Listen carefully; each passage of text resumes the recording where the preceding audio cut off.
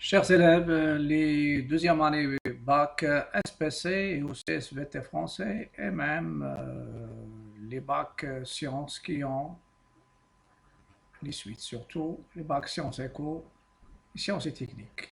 Donc c'est pour le deux bacs sciences expérimentales, ça veut dire SPC et aussi SVT. Je vais traiter dans cette vidéo dans le chapitre 3, les suites numériques. Elles sont très intéressantes dans l'examen de bac et aussi l'examen semestriel. Je vais commencer par rappel, parce qu'il y a des rappels et il y a des compléments, c'est-à-dire des ajouts. Je commence par grand A, rappel. Petit 1, suite majorée, minorée, bornée. Soit un avec n appartenant à i, avec i une partie de n. En général, on peut trouver i égale à n ou bien i égale à n étoile. Petit 1. un majoré par m si seulement si, quel que soit n appartenant à i, un est inférieur ou égal à n. Avec m, c'est un réel. Deuxièmement, un est minoré par m, c'est quel que soit n appartenant à i, un, c'est-à-dire le terme un, tous les termes, ils sont supérieurs ou égaux au petit m, qui est le minorant. Et troisièmement, un borné, si seulement si un est majoré et minoré, ça veut dire quel que soit n appartenant à i, un est supérieur ou égal à un petit m et inférieur ou égal à un grand m qui joue le rôle d'un majorant.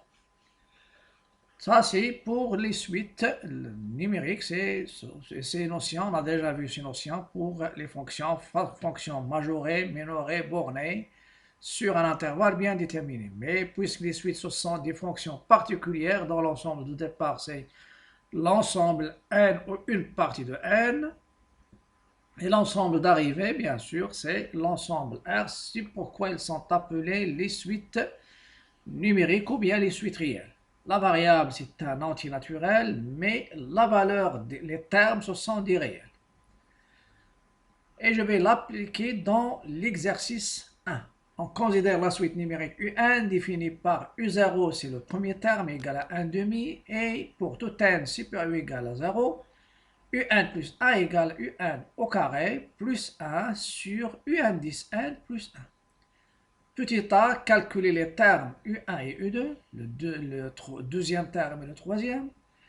Petit b, montrer par récurrence que pour tout n, U1 est strictement positif, ça veut dire minoré par 0, et montrer que pour tout n appartenant à n, U1 est inférieur ou égal à 1.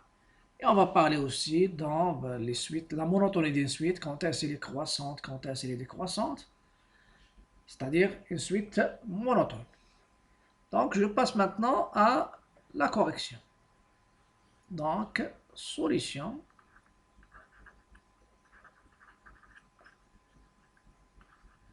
Et je vais prendre la suite qu'on a. On a U0, elle est égale, je pense, 1 demi. Elle est égale à 1 demi.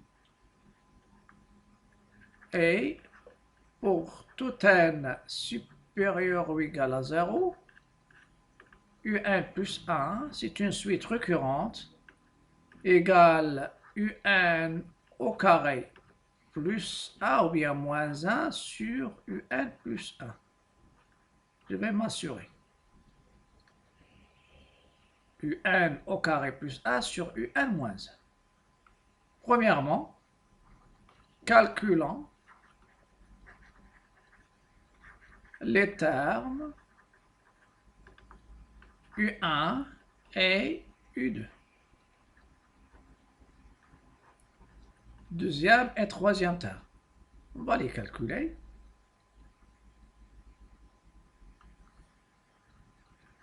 Voilà. Le terme U0, vous pouvez remarquer ici, vous avez U0, c'est ça le premier terme, et une relation entre deux termes consécutifs, le terme U indice n et U indice n plus 1. Les indices sont consécutifs. Donc, pour le calcul de U1.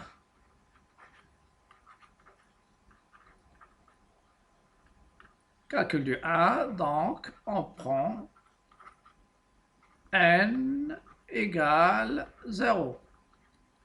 Et je remplace ici.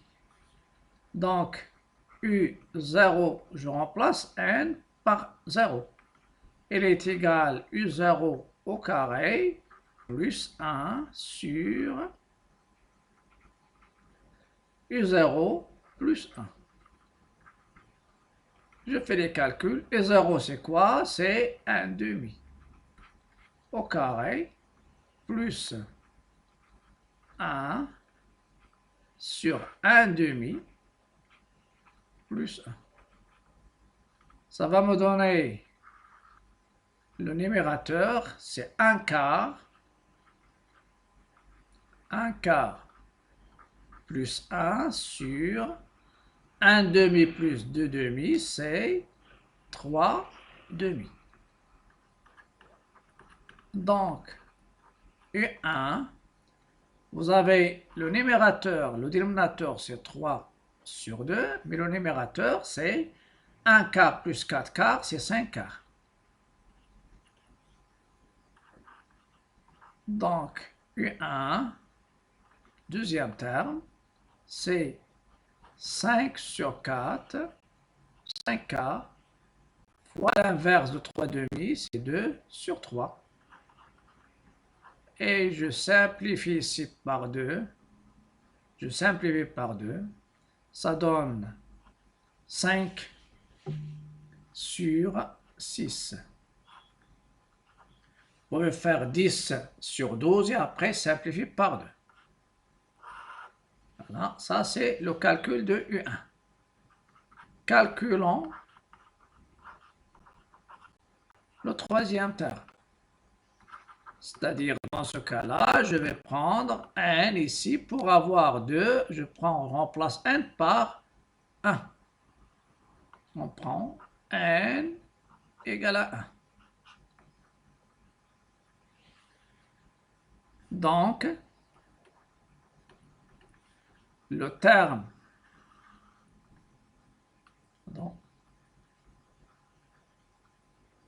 prend n égale à 2. Donc, le terme, U, 1 plus 1, égale, à la place de n, je remplace n par 1. C'est UA au carré plus 1 sur U1 plus 1. Et je remplace U1 par la valeur que j'ai déjà trouvée.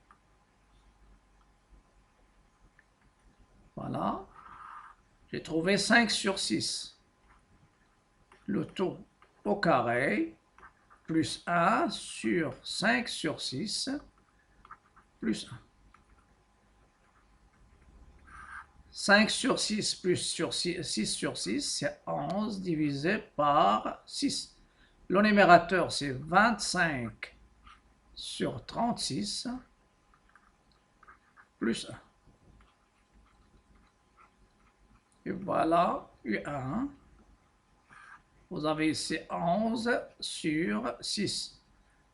25 plus 36, donc c'est 25 sur 36 plus 36 sur 36. 25 plus 36. 6 et 5, ça donne 11. Je retiens, donc ça donne 61. 61 sur 36. 61 sur 6 et 5, ça donne 11. 2 et 2, donc ça donne 56 plus 5, c'est 61. Donc, le deuxième terme U1, est égal à 61 sur 36 fois 6 sur 11. En simplifiant par 6, je peux simplifier par 6, ça reste ici 2. Voilà, ça reste 2.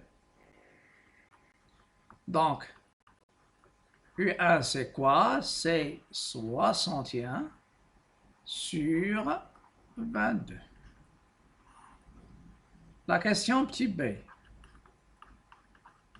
Montrant par récurrence que pour tout n supérieur ou égal à 0 ou bien appartenant à n, vous avez un est strictement positif. Et je vais donner un petit rappel concernant le raisonnement par récurrence. Rappel. Raisonnement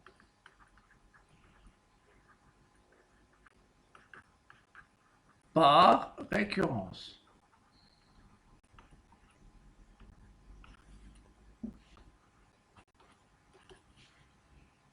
Voilà. Qu'est-ce que je vais, quand est-ce que je vais utiliser le raisonnement par récurrence? Donc, pour montrer que la proposition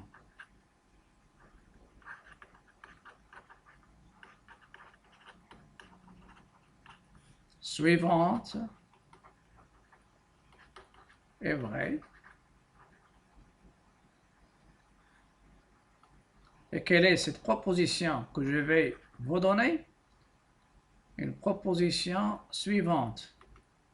La proposition suivante, il est sous cette forme. Quel que soit n supérieur ou égal à 1, 0, on a P de n est vrai.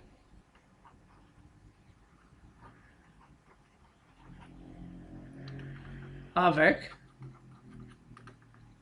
n0, n0, c'est un entier naturel et P de n, une propriété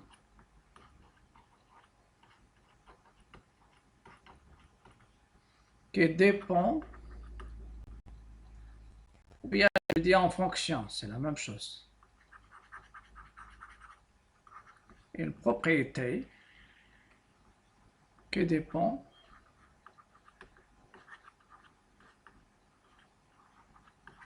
de n. Voilà. Donc, je reviens ici. Comment? Pour montrer que la proposition qui s'écrit sous cette forme est toujours vraie. Avec P de n, une propriété qui dépend de n. On utilise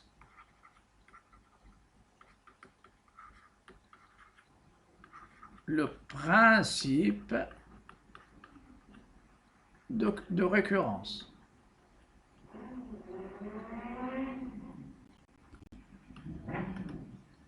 Et dans le principe de récurrence, il y a 3 étapes.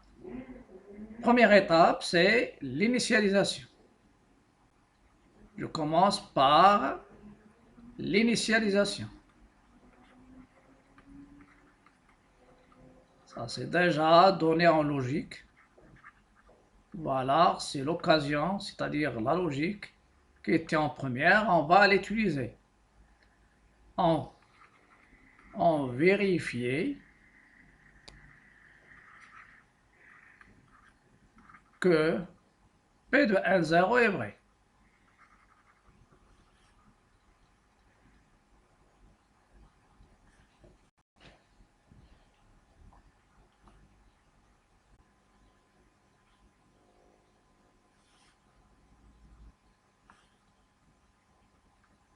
Donc, je continue le principe de récurrence. Le principe de récurrence, il est formé de 3 étapes.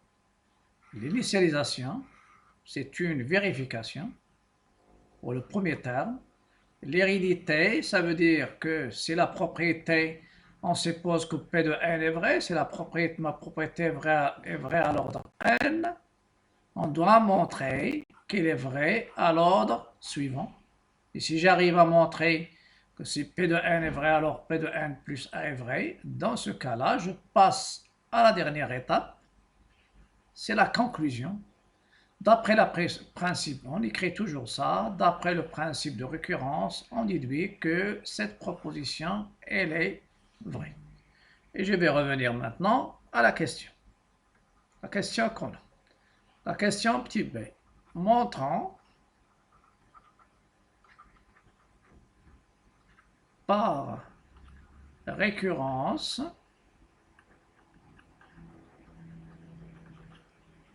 que pour tout n appartenant à n, un est strictement positif. Vous pouvez remarquer ici, pour tout n, ça veut dire pour tout n supérieur ou égal à 0. Donc, je commence par l'initialisation. Parfois, initialisation. Parfois, on peut l'appeler la vérification. Ou bien, il faut séparer les trois étapes, au moins par des étoiles, ou bien des traits d'union. L'initialisation. On a U0 pour n égale à 0, c'est U0. U0, c'est quoi? C'est 1 demi. Il est strictement positif, donc ma proposition est vraie. Après, je passe à l'hérédité.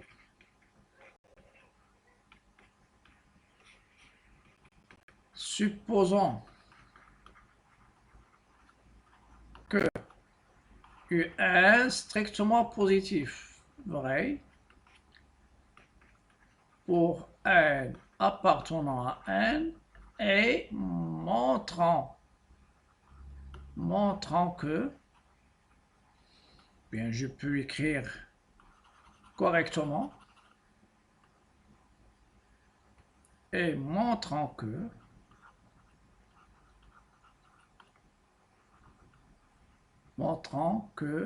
UN et montrant que UN plus 1 est strictement positif.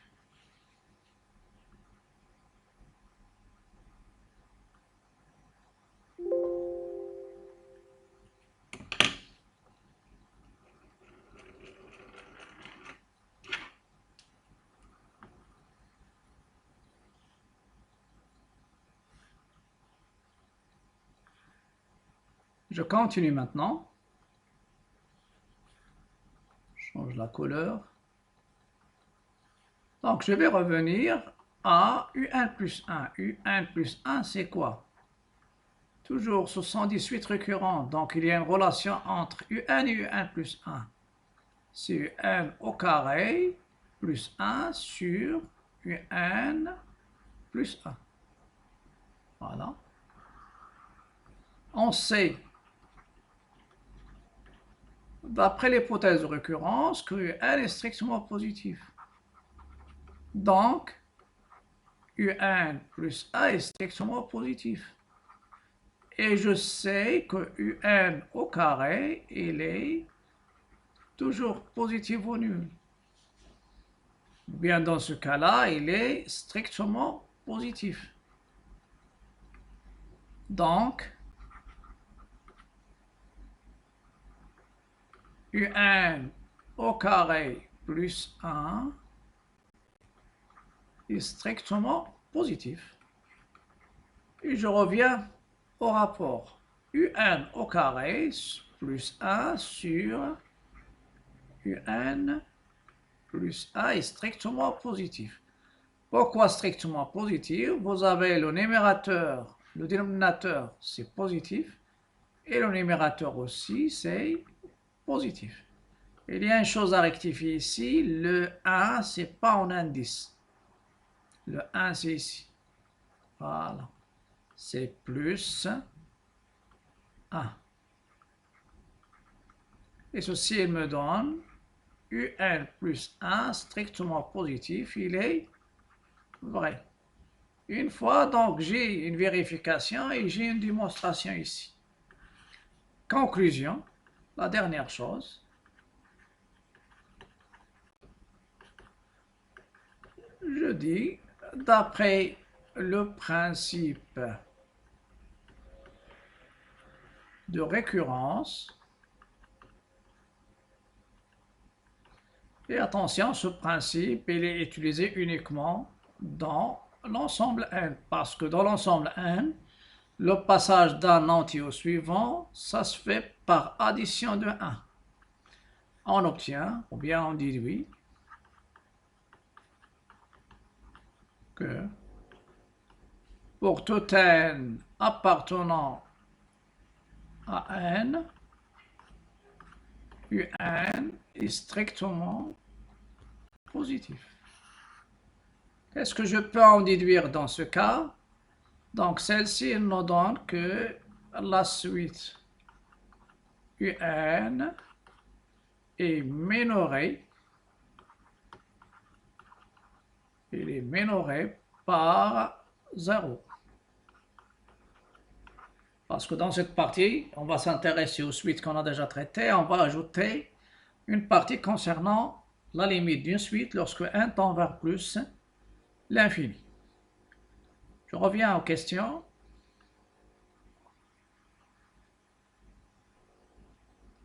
Donc, pour les questions, je reviens maintenant à l'énoncé. Après, montrer que pour tout n appartenant à n, un est inférieur ou égal à 1. La question maintenant, c'est la question petit c, montrant par récurrence que pour tout n appartenant à n, pour tout n appartenant à n,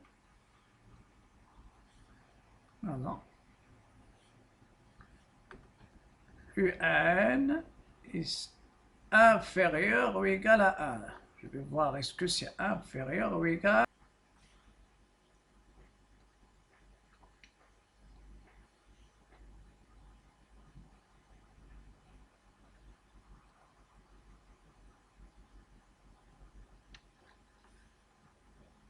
Donc, dans cette partie, c'est toute la partie C, l'initialisation, c'est déjà démontré. L'hérédité, si c'est posé, est démontré. Supposons que ma propriété est vraie à l'ordre n, c'est ça l'hérédité. Donc, je suppose que n est inférieur à 1, il s'appelle l'hypothèse de récurrence. Et ce que je vais montrer, c'est ça. Montrer que n plus a, le n plus a en indice est inférieur ou égal à 1. C'est pourquoi je vais faire le signe de la différence. Voilà. Donc, un plus 1 moins 1, je vais réduire au même dénominateur. C'est un et plus 1. Ici, ça sera un au carré plus 1 moins, vous avez moins un. Moins 1, pardon. Donc, un plus 1, c'est quoi? Un plus 1, c'était un au carré plus 1 moins 1 sur un plus 1. Lorsque je fais la différence moins 1, c'est-à-dire je vais multiplier.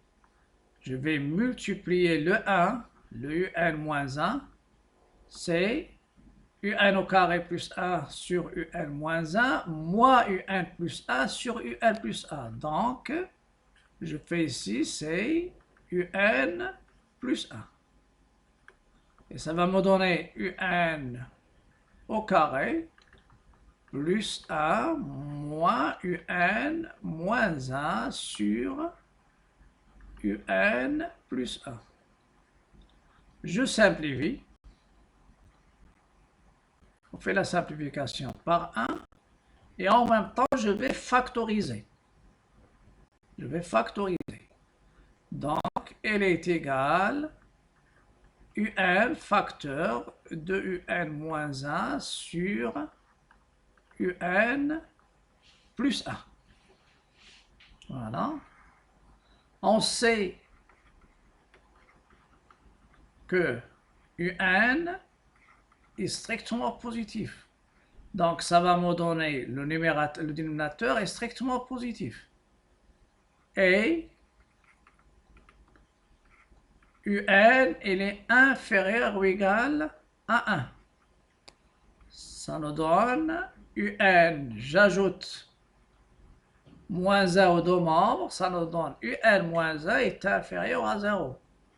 Et ceci, il me donne UN facteur de UN moins 1 est strictement négatif parce que ça c'est positif. Ça c'est positif et celui-là c'est négatif. D'où bien donc le UN plus 1 moins 1 il est inférieur ou égal à 0. Bien, je peux détailler. Voilà. Donc, UN facteur de UN moins 1, le numérateur qui est négatif, sur UN plus 1, UN plus 1 qui est aussi positif. Toujours, vous pouvez remarquer que je fais attention, le N, elle est en indice, et ça, plus 1, elle est négative ou nulle, parce que ça c'est inférieur ou égal à 0, inférieur ou égal à 0, et ça me donne UN plus 1, il est inférieur UN plus 1 moins 1, et puisque la différence est négative, ça veut dire UN plus 1, il est inférieur, ça, UN plus 1 moins 1 est négatif, donc UN plus 1 est inférieur à 1, il est vrai. Qu'est-ce qu'il me reste? Il me reste la conclusion. D'après le principe de récurrence,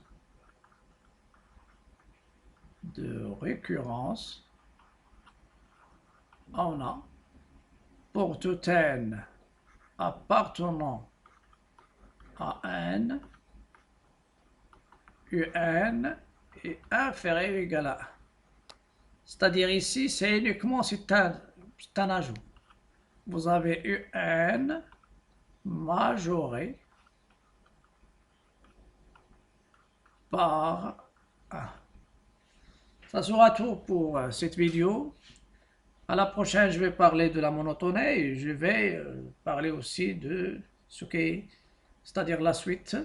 Je vais donner un rappel sur la monotonie des suites. Je vais traiter des exercices et après, je vais continuer le cours sur les suites. Avant de vous quitter, n'oubliez pas de liker, partager, commenter. N'oubliez pas aussi de cliquer sur le bouton s'abonner si vous êtes sur YouTube. Si vous êtes sur ma page Facebook, n'oubliez pas de cliquer sur suivre ou bien inviter.